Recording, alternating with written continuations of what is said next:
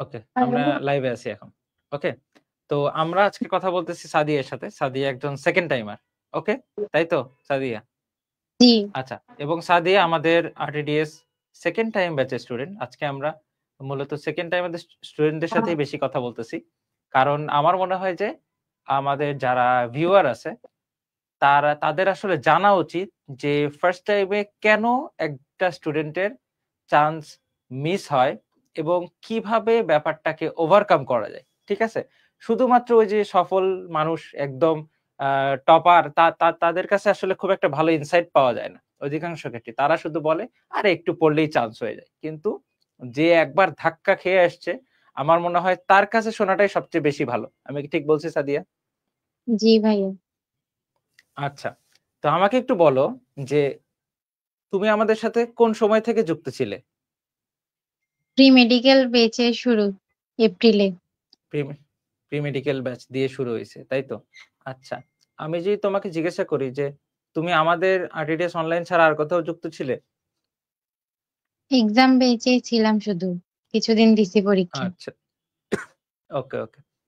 আমাকে একটু বলো যে ১ম বারে কোন ব্যাপারগুলোতে তোমার ঘাটতি ছিল বলে তোমার মনে হয়? যার কারণে তুমি ১ম বারে আ চান্সটা তোমার মিস হয়েছে। কি মনে হয় তোমার? আমার ইংলিশে বেশি ঘাটতি ছিল। ওটা ভয় লাগতো ওই হিসাবে পড়া হয় নাই। আর বায়োলজি জিনিসটা সবচেয়ে বেশি ঘৃণা করতাম। বাবা-মায়ের জন্য যেহেতু এদিকে আসা তো ওই ২ টাতে আসলে আমার ধরা খাইছে আরকি। বাকিগুলা বুঝতে আলহামদুলিল্লাহ পেরেছি। ভালোই। তুমি কি ছোট থেকেই ডাক্তার হতে চাইতে? না, আচ্ছা, আমিও কিন্তু ছোট থেকে ডাক্তার হতে চাইনি। তোমার সাথে আমার এই দিক থেকে একটা মিল আছে যেটা বুঝতে পারতেছি। ওকে? এবং আমার এখানে যারা স্টুডেন্ট, যারা ভিউয়ার আছে, আমার মনে হয় অনেকেই এরকম আছে যে বাবা-মার জন্য ডাক্তার হতে যাচ্ছে বা হবে বা আমার মতো হয়ে গেছে। ঠিক আছে? আমিও কখনো ডাক্তার হতে চাই নাই। আমি স্বপ্নেও কোনদিন দেখি নাই আমি ডাক্তার হব। কিন্তু হয়ে গেছি আসলে। যাই হোক। তো সাদি আমাদের একটু জানাও যে সেকেন্ড যখন তুমি নেওয়া শুরু করলা, তখন তোমার জার্নিটা কেমন ছিল? এটা কি অনেক সহজ জার্নি ছিল নাকি কঠিন ছিল? কি মনে হয় তোমার? আমার জন্য হচ্ছে যে আমি পরিবেশটা পাইছি। আমার বাবা-মার সাপোর্ট, আমার ফুল ফ্যামিলি একটা সাপোর্ট ছিল যে না সেকেন্ড টাইম দিবে আর ও ফার্স্ট টাইমেও চেষ্টা করছে, সেকেন্ড টাইমেও করবে ইনশাআল্লাহ আসবে। মানে এরকম একটা ওকে, ভরসা ছিল ওদের। আমার নিজের উপর নিজের কখনো ভরসা ছিল না। ইনফেক্ট কিছুক্ষণ আগে পর্যন্ত ছিল না, এখনো নাই। তো পুরাটাই হচ্ছে ওকে, ফ্যামিলির ভরসায় আরকি। ওকে।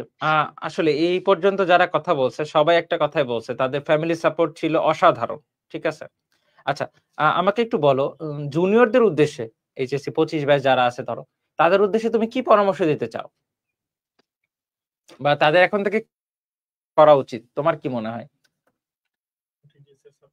এখন থেকে হচ্ছে যে মানে পড়া যেগুলা এখন পড়তেছে ওগুলা অবশ্যই ভালো করে শেষ করতে হবে। আর জমায় রাখলে তো পরে ধরা খাবে আমার মতো।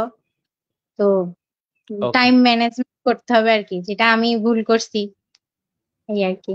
আর কিছু আচ্ছা, বলার তোমার কি নেই মনে আসলে। হয় যে একাডেমিক এবং অ্যাডমিশন পড়াটা কি আলাদা? নাকি একসাথেই আমরা ব্যাপারটা যদি পড়ে ফেলতে পারি তাহলে আমরা এগিয়ে যাব? কি মনে হয় তোমার? একসাথে পড়লে অনেকটা বেশি আগানো যায়। কারণ আমি শুরু করছি হচ্ছে আমার একাডেমিক এর পর থেকে। তো যার কারণে পারি নাই ফার্স্ট টাইমে। তো আগে থেকে শুরু করলে আমার মনে হয়েছিল যে আসলে অনেকটা ভালো করতে পারতাম। ওকে। আচ্ছা, আমাকে একটু বলো যে এই যে মেডিকেল সেকেন্ড টাইম জার্নি এখানে আরটিডিএস টিচার প্যানেলের সাপোর্ট কতটুকু ছিল? তোমার কি মনে হয়?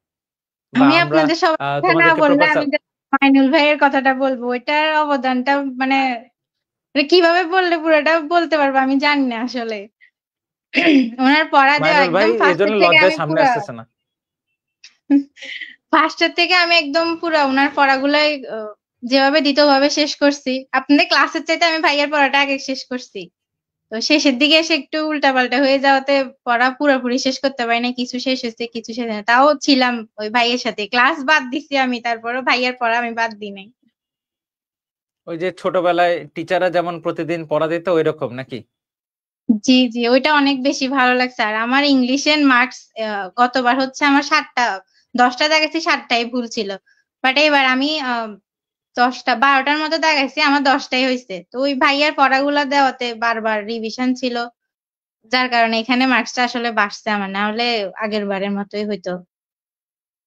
আচ্ছা, আমাদের যে এক্সাম গুলো ছিল সেগুলো কেমন ছিল বলো? তোমার মতামত কি? আমরা যে পরীক্ষাগুলো নিছি সেগুলো কতটুকু স্ট্যান্ডার্ড ছিল বা এটা তোমাকে কতটুকু হেল্প করেছে? হ্যাঁ ভাই, ওগুলো স্ট্যান্ডার্ড ছিল অবশ্যই। আর হচ্ছে যে প্রত্যেকটা তার পড়ার পরে একটা পরীক্ষা দেওয়া, মানে ওখানে কি কি ভুল হচ্ছে আমার ওটা দেখে আমি আবার চ্যাপ্টার থেকে পড়তে পারতেছি, এটা ভালো আর কি। আচ্ছা, ওকে। আচ্ছা, আমাকে একটু বলো যে এই যে ধরো একটা স্টুডেন্ট, ধরো যে একজন সেকেন্ড টাইম জার্নি শুরু করতে চায়, ঠিক আছে? তুমি তাকে কি পরামর্শ দিবা? যে এখন তো অনেকেই সেকেন্ড টাইম প্রিপারেশন নিবে। তাদের উদ্দেশ্যে তোমার পরামর্শ কি হবে?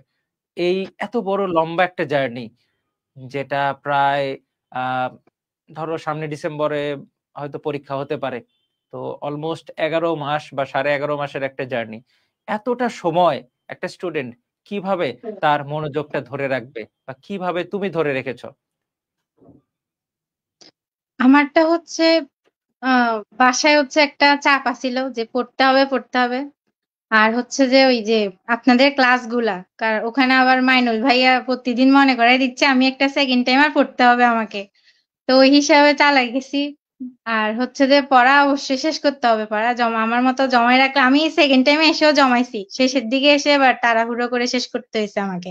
তো আসলে জমানো যাবে না, আমার অনেকগুলো পরীক্ষাও বাকি রয়ে গেছে, শেষ করতে পারি নাই। তো আগে থেকে মানে ওগুলো রেগুলারিটি মেনটেন করতে হবে আমার যতটুকু, মানে আমি সেকেন্ড টাইম টিকছি এটা পুরোপুরি দোয়ার উপর, আমার নিজের কোনো ক্রেডিট নাই এখানে। তো সেটা বলতে গেলে মানে রেগুলারিটিটা মেনটেন করলে ইনশাল্লাহ হয়ে যাবে, সেকেন্ড টাইম হইলেও হয়ে যাবে। আচ্ছা, আর ২৫ ব্যাচের উদ্দেশ্যে শেষে একটু করে বলো যে ওরা কিভাবে মেডিকেলের জন্য এখন থেকে প্রিপারেশন নিতে পারে? কিভাবে এখন থেকে পড়লে ওদের ১ম বারেই হয়ে যাবে? তোমার কি ওটা মনে হয়? হচ্ছে এখন যেভাবে পড়তেছে ওইটা অবশ্যই ভালো করে পড়তে হবে। আর ওদের যদি ফুল সিলেবাস হয় তাহলে তো, ফুল সিলেবাস নাকি শর্ট সিলেবাস? না, ওদের short syllabus, HSC short syllabus. আচ্ছা, তো ফুল সিলেবাসটা একটু একটু করে দেখে রাখতে হবে, তাহলে হচ্ছে পরে গিয়ে ওদের সুবিধা হবে। কারণ ফার্স্ট টাইমার যারা ওদের তো হচ্ছে যে ওই ফুল সিলেবাসে প্রথম সমস্যাটা হয়। আগে থেকে যদি একটু একটু দেখে রাখে বা প্রি মেডিকেলে ক্লাসগুলা করে রাখে তাহলে আমার মনে হয় ভালো হবে। ৩ মাসের মধ্যে কি আসলে পড়ে সবকিছু শেষ করা সম্ভব? তোমার কি মনে হয়? তুমি তো ২ বার এই প্রস্তুতি নিয়ে আসছো। আমি শেষ করতে পারি না, আমি সেকেন্ড টাইমও শেষ করতে পারি না সব। বুঝতে পারছি। তার মানে আগে থেকে আমাদের প্রিপারেশন শুরু করা উচিত নাকি? একদম লেট করার কোনো সুযোগ নেই। মেইন বই জি, পড়ার গুরুত্ব কতটুকু? আমরা যে ক্লাসে একদম বই ধরে, ধরে দাগে, দাগে সবকিছু পড়াইছি। এটার ইম্পোর্টেন্স আসলে কতটুকু বলে তোমার মনে হয়? এটা ভাইয়া ইম্পর্টেন্সটা মনে হয় না মাপা যাবে, কারণ আমার কাছে আমার অন্যান্য বই, আপনাদের অন্যান্য বইগুলো ছিল, আমি ওটার চাইতেও পরীক্ষার আগের দিন পর্যন্ত আমি জাস্ট মেইন বইটাই পড়ছি। তো মানে মনে হয়েছে যে মেইন না, বইটা মেইন বলে। বইয়ের বাইরে থেকে আসতে পারে হয়তো, কিন্তু তারপরেও মেইন বইটা ছাড়তে ইচ্ছা করে না, যে যদি এখান থেকে আসে না পারলে তো মেইন বইটাই পড়ছি। আর ওটা পড়লে আহ বাকিগুলো অতটা লাগেও না। ওটা পড়লে কোথাও একটা চলে আসবে, আর যদি একদম ভালো দিকে যাইতে হয় তখন হচ্ছে এক্সট্রা গুলা পড়তে হবে। আচ্ছা, এবং এই যে যারা জুনিয়র আমাদের কথা শুনতেছো, পরিষ্কার মাথার মধ্যে ঢুকায় নাও যে এই যে বিভিন্ন স্লাইড, লেকচার, নোট, সাজেশন পড়ে মেডিকেলে চান্স পাওয়া যাবে না। তোমাকে অবশ্যই বই পড়তে হবে, বই পড়তে হবে এবং বই পড়তে হবে। তো সাদিয়ার সাথে কথা বলে খুবই ভালো লাগলো এবং আমার মনে হয় সাদিয়ার বাসায় এখন আনন্দ উৎসব চলতেছে নাকি? আঙ্কেল আন্টি জি ভাই। নিশ্চয়ই অনেক খুশি। আঙ্কেল জি। আন্টি নিশ্চয়ই অনেক খুশি। তোমার আ আ আশেপাশেই সম্ভবত আছে নাকি? জি। ওকে। যাই হোক, এই খুশির মুহূর্ত আরো অনেক দিন বজায় থাকুক তোমার বাসায়। মেডিকেলে ক্লাস শুরু হওয়ার আগ পর্যন্ত। আমাদের পক্ষ থেকে অনেক, অনেক দোয়া থাকবে এবং শুভকামনা থাকবে এবং এই যে অনেকে এই যে এখানে ২৫ ব্যাচই লাইভ বেশি দেখতেছে। ওদের জন্য একটু দোয়া করে দিও। ওরাও যাতে চান্স পেয়ে তোমার মতো লাইভে চলে আসতে পারে। ঠিক আছে? ইনশাআল্লাহ। ঠিক আছে সাদিয়া, তোমার ভবিষ্যতের জন্য শুভকামনা রইলো। অনেক বড় ডাক্তার হও। আর দেখা হবে আবারও সামনে সেলিব্রেশন এ। ওকে? টিল দেন গুড জি। বাই। আসসালামু আলাইকুম। ওয়ালাইকুম আসসালাম।